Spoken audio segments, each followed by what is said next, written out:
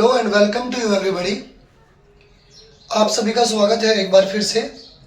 आज की जो हमारी वीडियो है वो है सिंथेसिस ऑफ सेंटेंस रिलेटेड। बच्चों की ढेर सारी डिमांड थी कि सर सिंथेसिस की वीडियो नहीं बन रही है, तो आज सिंथेसिस पे वर्क करेंगे हम लोग। पहली बात ये देखो, सिंथेसिस ऑफ सेंटेंस, ये सेंटेंस क्या होता है। स्टार्टिंग यहाँ से करता हूँ, जीरो लेवल से स्टार्ट करेंगे।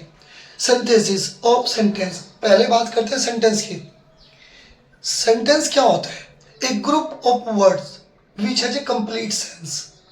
शब्दों का एक ऐसा ग्रुप जिसका खुद में पूर्ण अर्थ निकलता हो, वो सेंटेंस होता है। तो ये सिंथेसिस क्या होता है? सिंथेसिस दो या दो से ज्यादा सेंटेंस को आपस में जोड़ देना, वो सिंथेसिस कहलाता है। हमारे सिलेबस में क्या है? सिंथेसिस है, दो सेंटेंस देगा या दो से ज्यादा दे देगा, उनको आपस में बोलेगा जोड़ने के लिए, सिंथेसिस करा रहा है। याद रखना, कंबाइन करना, जोड़ना सिंथेसिस कहलाता है। तो ये सिंथेसिस ऑफ सेंटेंस के अकॉर्डिंग अगर चलो, सेंटेंस कितने टाइप के होते हैं बच्चों? याद रखिएगा, सिंथेसिस ऑफ सेंटेंस के अकॉर्डिंग अगर चलूं तो सेंटेंस 3 टाइप के होते हैं। 3 टाइप क्या मतलब? 3 टाइप। नंबर फर्स्ट, एक तो होता है सिंपल सेंटेंस। Simple sentence. अब ये सिंपल सेंटेंस क्या होता है? कुछ बच्चों की काफी दिन से ये था कि सर सिंपल सेंटेंस वो तो नहीं होते जब हम टेंस बनाते हैं। नहीं, सुनिए, सिंपल सेंटेंस क्या होता है सिंथेसिस के अकॉर्डिंग? ऐसा सेंटेंस जिसमें केवल और केवल एक फाइनाइट वर्ब होती है। एक फाइनाइट वर्ब होती है। सिंपल सेंटेंस में केवल एक फाइनाइट वर्ब होती है। फाइनाइट वर्ब का क्या मतलब? Main verb. Main verb, right. अब दूसरे शब्दों में अगर बात करूं कि क्या होता है finite verb?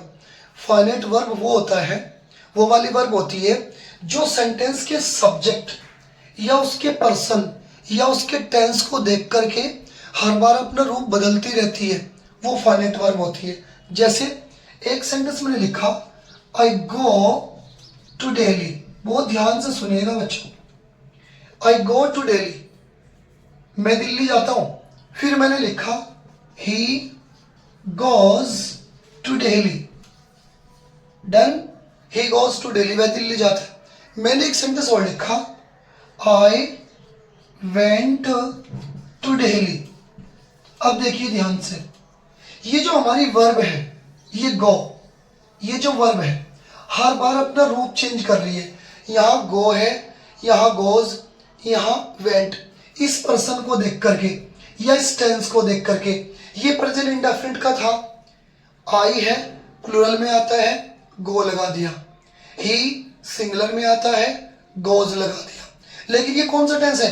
Past indefinite, verb के सेकंड फॉर्म है तो गो, लेकिन हर बार अपना रूप चेंज कर रही है। तो ये वाली जो वर्ब है जो हर बार अपने टेंस को, अपने सेंटेंस के सब्जेक्ट को, पर्सन को देख करके रूप बदलती रहती है, वो फाइनाइट वर्ब होती है। डन। और अगर रूप ना बदले तो फिर नॉन फाइनाइट वर्ब होती है। हमारे सिलेबस में नॉन फाइनाइट वर्ब नहीं है, सिंथेसिस पढ़ा रहा हूं आपको, तो याद रखिएगा, अगर कोई वर्ब रूप ना बदले तो वो नॉन फाइनाइट। कैसे? इसी में देखो, आई गो टू दिल्ली, और मैं अगर यहां पे लिखूं टू मीट हिम, उससे मिलने, I goes to Delhi to meet him, he went to Delhi to meet him. अब देखो भाई, ये जो मीट वर्ब है, ये जो वर्ब है मीट, इसके पे तो कोई फर्क नहीं पड़ा, इसकी सेहत पे कोई फर्क नहीं पड़ा, चाहे यहाँ सब्जेक्ट कुछ भी हो, आई हो, ही हो, आई हो, टेंस कोई सा भी हो, ये मीट का मीट ही रहा है, इसमें तो चेंज नहीं हुआ ना। तो ये जो रूप नहीं बदल रही है वर्ब, ये हमारे पास कौन सी वर्ब है? Non finite. लेकिन बच्चों हम बात कर रहे हैं अपने सिंपल की, आते वहीं लौट करके कि एक ऐसा सेंटेंस जिसमें केवल और केवल एक फाइनाइट वर्ब होती है, वो होता है सिंपल सेंटेंस। वो फाइनाइट वर्ब चाहे प्रत्यक्ष रूप से हो या अप्रत्यक्ष रूप से हो, राइट, लेकिन केवल एक ही। बच्चों आपके पास एग्जाम में क्या करेगा, जब सेंटेंस आते हैं, 2 सेंटेंस देगा, दोनों में अलग अलग वर्ब होगी, तो जब भी एक सेंटेंस बनाओगे सिंपल, एक सेंटेंस की वर्ब को काट देते हैं, एक वर्ब रखेंगे, क्योंकि बोल दिया केवल एक फाइनाइट वर्ब होती है। डन। तो जैसे ही दूसरी वर्ब को काटते हैं, रूल है उसके अलग अलग, बताऊंगा अभी आपको जब सिंपल सेंटेंस पढ़ेंगे, लेकिन पहले हम इंट्रोडक्शन दे रहे हैं। आज केवल इंट्रोडक्शन रहेगा सेंटेंसेस का। तो देखो पहली चीज, सेंटेंसेस के अकॉर्डिंग सेंटेंस निम्नलिखित 3 टाइप के होते हैं। पहला सिंपल सेंटेंस। दूसरा क्या होता है? दूसरा देखो ध्यान से, सेकंड नंबर, सेकंड होता है हमारा कॉम्प्लेक्स, कॉम्प्लेक्स सेंटेंस। बच्चों ये कॉम्प्लेक्स सेंटेंस क्या होता है पहले ही जानो। सर मिश्रित वाक्य। कॉम्प्लेक्स सेंटेंस वो सेंटेंस होता है जिसमें कम से कम 2 फाइनाइट वर्ब अवश्य होती है, कम से कम 2 फाइनाइट वर्ब। यानी कि अगर आपको एग्जाम में 2 सेंटेंस दिए, बोला इसका कॉम्प्लेक्स बनाओ, तो दोनों की मेन वर्ब को रखना है, दोनों की ही मेन वर्ब को रखना है, उनको काटना नहीं है एक को भी। यानी कि फाइनाइट वर्ब को ही तो बोल रहे हैं, ये जो मेन वर्ब है, तो मेन वर्ब यानी कि फाइनाइट वर्ब दोनों की रखनी है। दूसरा, इसमें 2 क्लासेस होती हैं, 2 क्लासेस मतलब सेंटेंस 2 भागों में टूटा होता है, 2 क्लासेस होती हैं, राइट।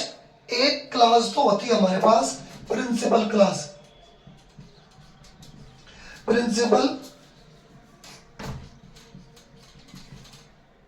प्रिंसिपल क्लास, और दूसरी क्या होती है? Subordinate, subordinate class. देखो एक बार फिर से, पहली जो क्लास होती है हमारी वो होती है प्रिंसिपल क्लास, और दूसरी होती है सबऑर्डिनेट। सबऑर्डिनेट मतलब सहायक। याद रखना, इस सबऑर्डिनेट क्लास का खुद में पूर्ण अर्थ नहीं होता, अपना खुद का अर्थ पूर्ण नहीं होता, ये अपने अर्थ के लिए प्रिंसिपल क्लास पर निर्भर होती है। डन। तो याद रखिएगा इसमें 2 क्लास होती हैं, एक प्रिंसिपल क्लास और एक सबऑर्डिनेट क्लास। इन दोनों क्लासेस को आपस में जोड़ने के लिए उचित कंजक्शन की आवश्यकता पड़ती है,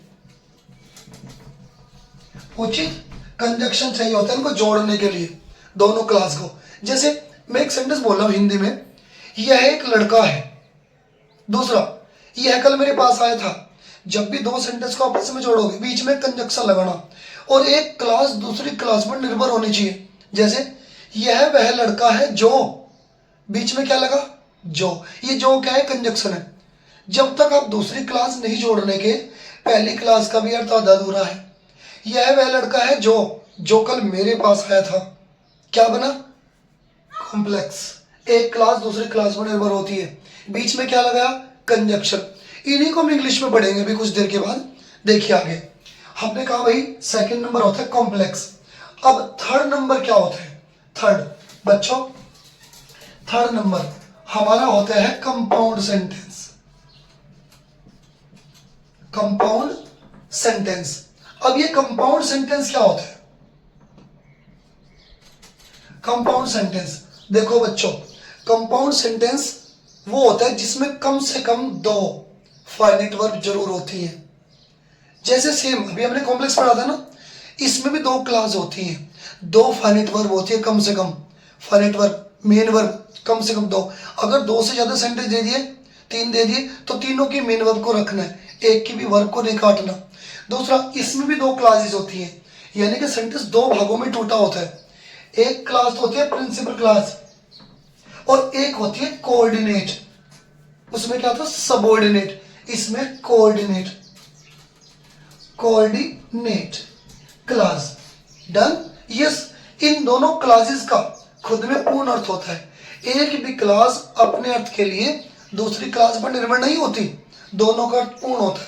बस हाँ, दोनों क्लास को आपस में जोड़ने के लिए एक उचित कंजक्शन की आवश्यकता पड़ती है। डन। जैसे अभी हमने किस में पढ़ा था? कॉम्प्लेक्स में, उसमें भी कंजक्शन चाहिए था, इसमें भी उचित कंजक्शन की आवश्यकता पड़ती है। UNCTION। डन। कंजक्शन। तो देखो बच्चों, एक प्रिंसिपल क्लास और एक कोऑर्डिनेट क्लास। जैसे मैंने एक सेंटेंस लिखा, हमारे पास ध्यान से सुनिएगा। भगवान ने धरती बनाई, और सेकंड, आदमी ने घर बनाया। सेंटेंस है 2, दोनों को आपस में जोड़ना है। कैसे जोड़ोगे? भगवान ने धरती बनाई और एंड, बीच में एंड लगा दो बस, और आदमी ने घर बनाया। बीच में अगर हमने एंड लगा दिया, और लगा दिया, तो ये सेंटेंस क्या बन गया? कंपाउंड। देखो एक भी क्लास अपने अर्थ के लिए दूसरी क्लास पर निर्भर नहीं थी। भगवान ने धरती बनाई, पूरा सेंटेंस है, पूरा अर्थ है। दूसरी क्लास आप जोड़ो ना जोड़ो कोई फर्क नहीं पड़ रहा पहले सेंटेंस में। हाँ, अगर आपने दूसरा सेंटेंस जोड़ दिया तो ये क्या बन गया हमारे पास? कंपाउंड। भगवान ने धरती बनाई और आदमी ने घर बनाया। सेम ऐसे एक एग्जांपल और देता हूं हिंदी में, फिर इंग्लिश में बात करेंगे। एक सेंटेंस है, लड़कों ने क्रिकेट खेला। लड़कों ने क्रिकेट खेला। दूसरा सेंटेंस, लड़कियों ने क्रिकेट नहीं खेला। जोड़ो, कंपाउंड बनाओ। क्या करोगे? बीच में कंजक्शन क्या लगा दोगे? लड़कों ने क्रिकेट खेला बट, लेकिन लड़कियों ने क्रिकेट नहीं खेला। क्या बन गया? कंपाउंड। तो बच्चों याद रखिएगा, कंपाउंड सेंटेंस में भी दो फाइनाइट वर्ब होती है, दो क्लॉजेस होती है। दोनों क्लॉजेस को आपस में जोड़ने के लिए उचित कंजक्शन की आवश्यकता पड़ती है। ये तो था हमारा इंट्रोडक्शन। अब भाई स्टेप बाय स्टेप चलेंगे। जब भी हम सिंपल सेंटेंस को बनाएंगे, कॉम्प्लेक्स को बनाएंगे, कंपाउंड को बनाएंगे, इनकी अलग अलग मेथड है, अलग अलग विधि है। मैं कोशिश ये करूंगा केवल एक वीडियो में एक मेथड पढ़ाऊं। कारण ये है कि फिर अगर लंबी वीडियो हो जाती है तो उसमें क्या सारा होच पोच हो जाता है। तो एक टॉपिक में एक वीडियो रखेंगे। जैसे सिंपल सेंटेंस बनाएंगे तो केवल एक, जो सबसे पहला टॉपिक है पार्टिसिपल का, वो इसमें करेंगे। बच्चों हम नेक्स्ट वीडियो में इसकी बात करेंगे ताकि ज़्यादा बड़ी वीडियो ना हो। कल हम पढ़ेंगे सिंपल सेंटेंस, और सिंपल में भी जो सबसे पहली विधि है क्या? पार्टिसिपल। कल उसको पढ़ने वाले हैं। ओके, तो आज के लिए इतना ही। That's all.